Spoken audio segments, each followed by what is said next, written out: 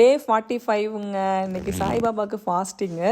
So அதனால் காலையிலேருந்து சாப்பிடல. ஈவினிங் சாமி கும்பிட்டுட்டு தான் சாப்பிட்ணுன்னு சொல்லிவிட்டு சாமி கும்பிட ரெடி ஆகிட்டுருக்கேன். கவன் வந்து ஆர்ட் கிளாஸ் போகிறாங்க. நேற்று அவனை போய் ஆர்ட் கிளாஸ் ட்ராப் பண்ணிவிட்டு அவங்க வீட்டில் பூ நிறைய பூத்து இருந்துச்சு. அப்போ எடுத்த கிளிப்பிங் தான் இது. நான் கொஞ்சம் பூ பறிச்சுக்குவான்னு சொல்லி கேட்டேன். அவங்க வந்து தாராளமாக பறிச்சுட்டு போங்க அப்படின்னாங்க.